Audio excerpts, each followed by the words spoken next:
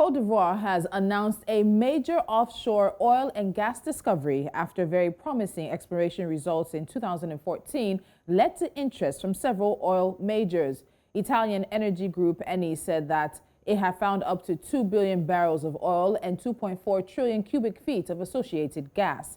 The government owns 10% stake in the discovery, though this is through the national oil company PetroC Holdings, while the Italian oil major operates the block with a 90% stake. To date, Cote d'Ivoire has identified 51 oil fields, with 4 in production and 26 still undergoing exploration. The government sold blocks worth $185 million to French major Total as well as the Italian major during a licensing round in 2019 to ramp up exploration and production. Cote d'Ivoire currently produces around 50,000 plus or minus barrels per day compared to Nigeria, Africa's largest oil producer, which produces around 2.5 million. The government has been on an investment drive in recent years in an attempt to diversify the economy away from an over-reliance on cocoa and gold by developing its mining and energy sectors. This comes at a time where countries in the region will be competing for investments. It also comes as the world is shifting focus from fossil fuels to cleaner energy sources, which do include gas. Today, our focus is on Cote d'Ivoire as the country makes a major discovery in its oil and gas sector. I'm Tolulokwe Adelere Balogun. Welcome. This is Business Edge.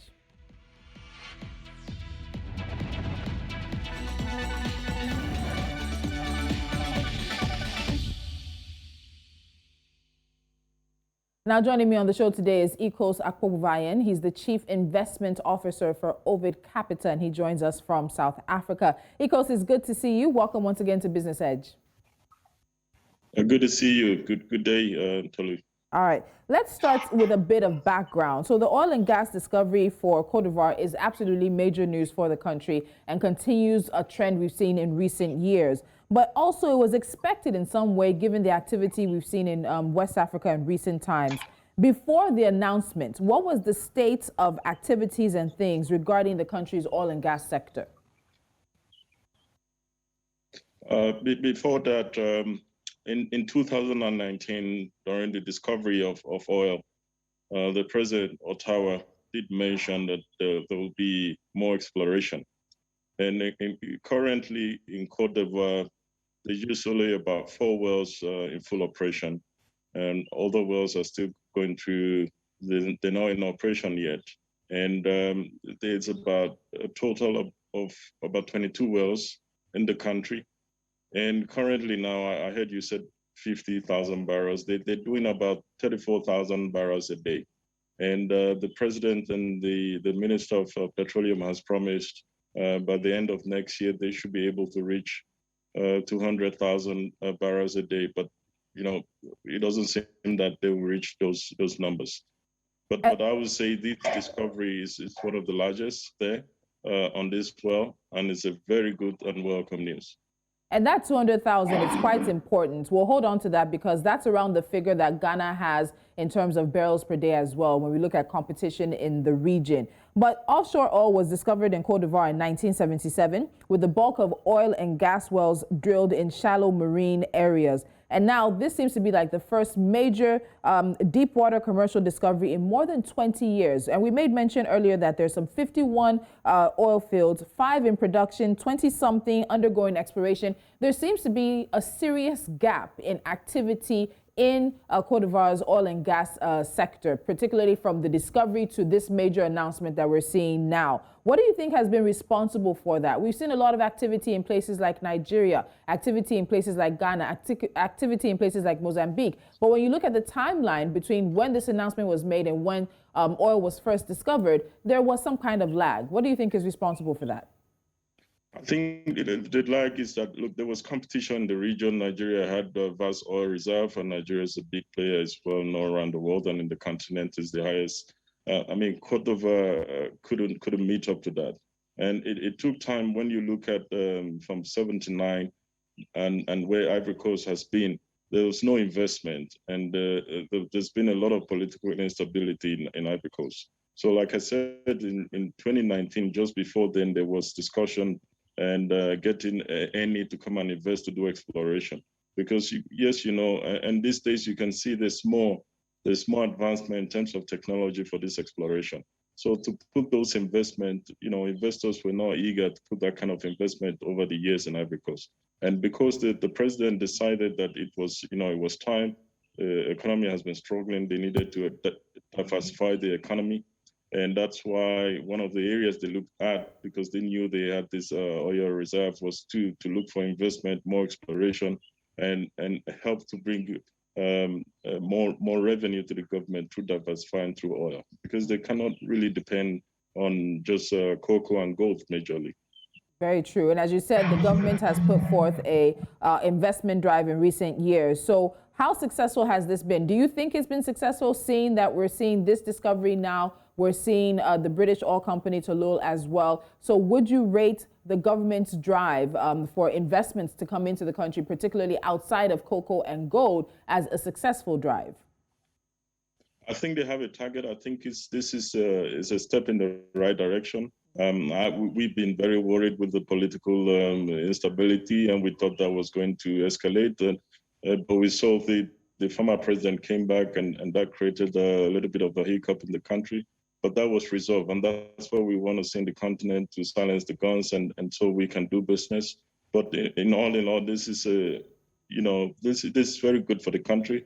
It's quite very good for the region, and there's more, and they have a target, and they're looking up to match up with Ghana. That's where their target is. And if they can do that with a country of a population of about 28 million, current GDP is about 58 billion, I think this is a welcome development for Ivory Coast.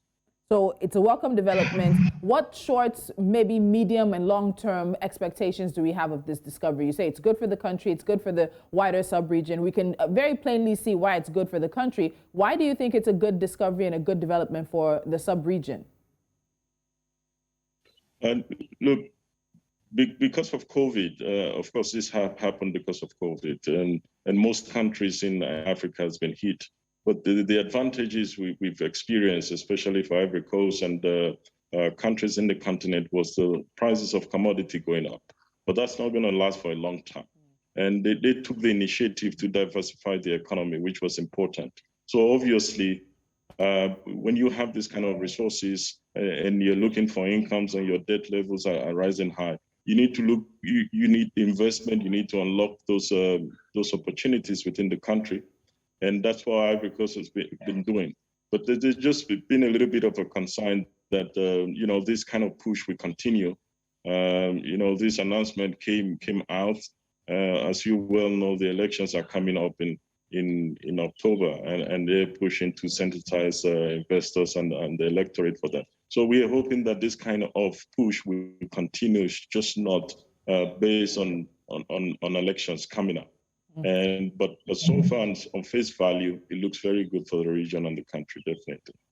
So we hear that further studies are planned to better assess the well's potential before launching the development process. Eni has committed to investing $20 million for a 3-year exploration and drilling campaign. They also paid an additional $4 million when the production contract was signed. And in the Ivorian offshore, Eni now holds 5 blocks. But they hold these 5 blocks following the withdrawal of other major companies, including Cosmos, BP, and Exxon. So Eni seems to be enjoying a good situation right now in Cote d'Ivoire. But let's also look at why these other major oil companies may have left. I know we've seen a number of divestments across the continent in terms of oil companies, but particularly for Cote d'Ivoire, what's happening with the other companies that they may have been in bed with previously?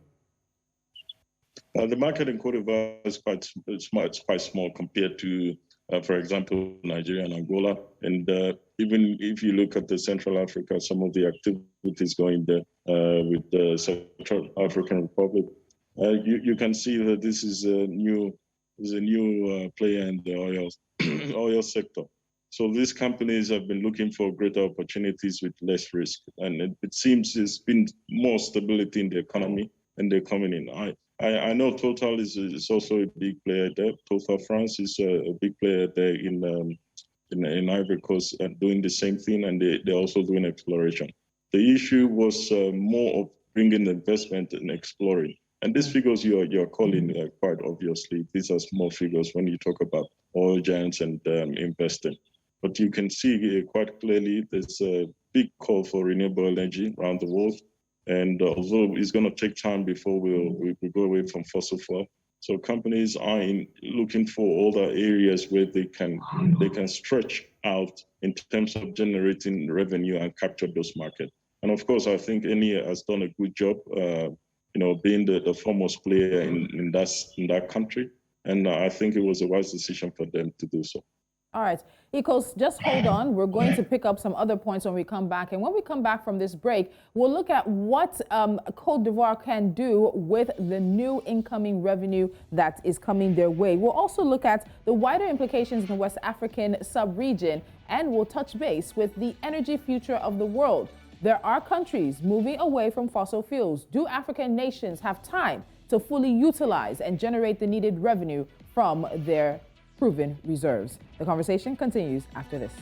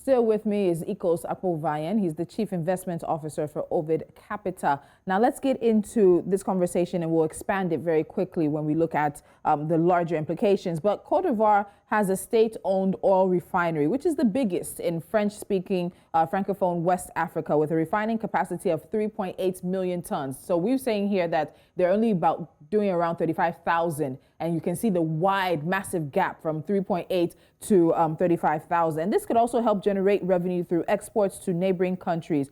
Now, this is definitely a plan for future, for down the line, but what plans does Cote d'Ivoire have in regards to refining and exporting, particularly even in the wider sub-region? Can you just repeat that last question again? I'm sorry. So what plans does Cote d'Ivoire have for its refining capacity and for exporting, particularly in the wider sub-region?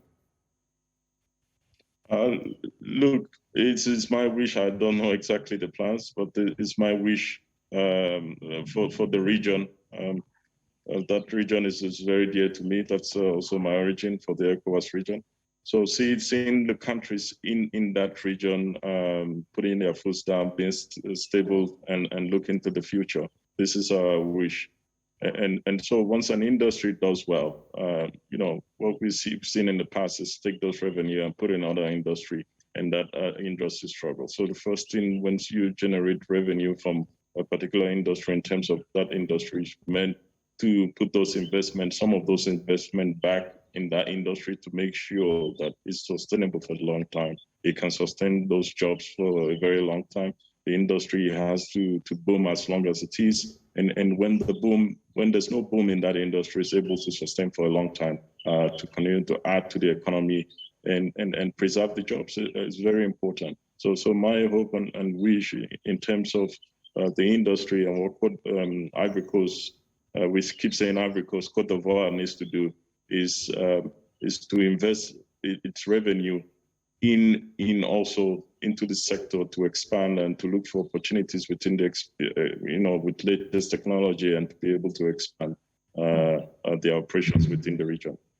So let's expand this beyond Cote d'Ivoire. So West Africa is gradually becoming a major energy hub. Ghana produces around 200,000 barrels of oil per day. They also announced a significant discovery in July. Mozambique has been in the headlines, unfortunately, for negativity surrounding their own oil and gas industry, but they've been in the headlines for natural gas in recent years. Senegal made discoveries in 2014 that have also helped them become a major oil and gas player. We do expect that investor interest will continue for the oil and gas segment of the African economy. But we've also seen some divestments and some movements by major oil companies in recent years. What do you think investors are looking out for when they're deciding where to invest and whether or not they want to continue to put money into African oil and gas? Yeah, obviously, you look at the fundamentals of the country. You look at the exchange rate and how to deploy foreign currency in and out of that country. You look at the rate of inflation within several years and immediately. You look at the political stability of that country. And you look at also what is important, the skills and the education of that population, which is quite important. And, one other thing I wanted to say is that one of my wish, when you look at the Cote d'Ivoire, you look at a lot of people that are illiterate. And they will need a lot of manpower in terms of knowledge, expatriates coming into the country. And this is not what we want to see. We want to see using this revenue to have the skills within that country to train the population, to get a whole population out of illiteracy into formal and proper education. And that would definitely create a lot of growth and a lot of economic participation in this kind of diversification that we're seeing across the continent, just like you mentioned. All right, so let's talk about the elephant in the room for oil-producing countries on the continent. There are fears that African governments will miss out on generating revenues from the vast resources and reserves because we're seeing the move away from fossil fuels and green energy is taking over. There's more conversation, there's more investment going there. Do you think that these fears are valid, or do you think African countries still have time to generate revenue from the exploitation of their natural reserves?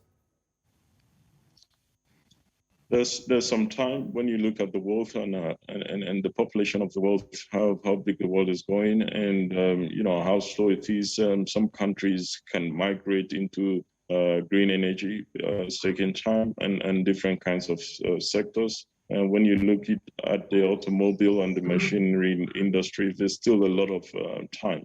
So I think there's still a lot of time. And this investment, you can see they're taking place. And these investments are done by the West. So obviously, we know there's still time. It's going to take some time. We've been talking about green energy and doing away with fossil fuel for decades now. And it's going to take time because, both ways don't die easy. So I think there's some time and we should take advantage quickly.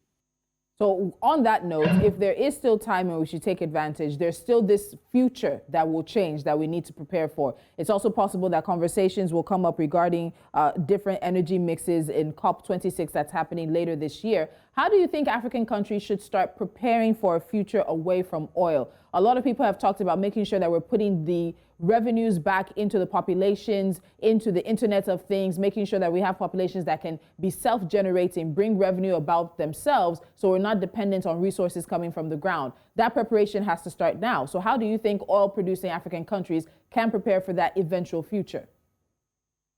Look, we have to face the reality. I'm one of those who also talk about the future, the 4IR is here, and all of this. But you have a population that's not educated, a population that is still hungry, a population that cannot organize an election without violence. So you see there's a lot of gap there. As much as we have to prepare for the future, we are lacking behind to prepare for that future you're talking about. And when we speak about taking this opportunity, is places to grow our own economies, opportunities for example, generate revenue and train our people. You can see, just about 20 years ago, when there was a big global discussion about fossil fuel in China, and China said, "Oh, West, You guys have been developing for 100 years. You've been burning fossil fuel. Now you want to stop China not to industrialize. I mean, you can't do that. We also have to burn this fuel to bridge the gap.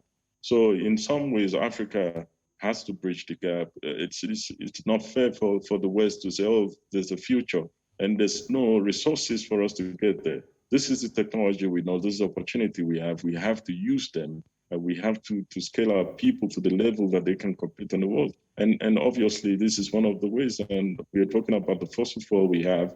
Yes, everybody wants to diversify, but this is what we have now. We still have time. We have to use our resources to get the revenue, to train our people, to improve our healthcare, and they'll be able to try to meet up to the rest of the world.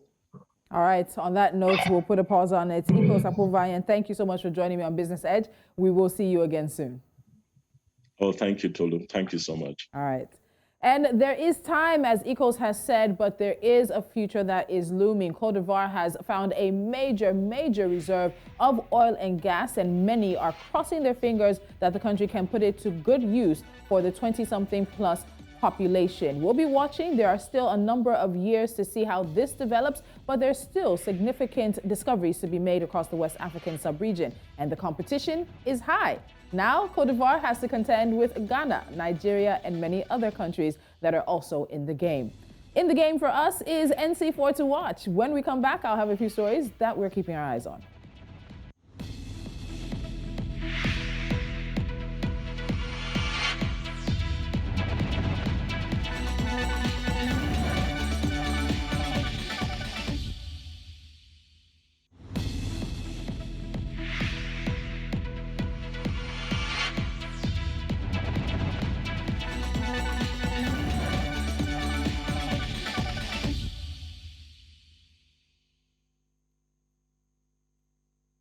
And as we wrap things up, let's give you a few stories that we think you should be watching out for. Now, Shelter Afrique has announced that they are going to fully pay commercial debts owed to 8 lenders 3 years ahead of schedule.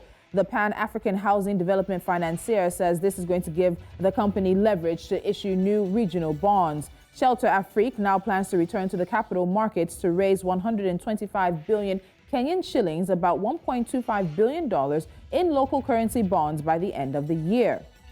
The Kenya Power and Lighting Company, KPLC, has received a grant of $1 million from the Sustainable Energy Fund for Africa to create a super energy service company. The new company will develop and implement energy-efficient projects for both the public and private sectors.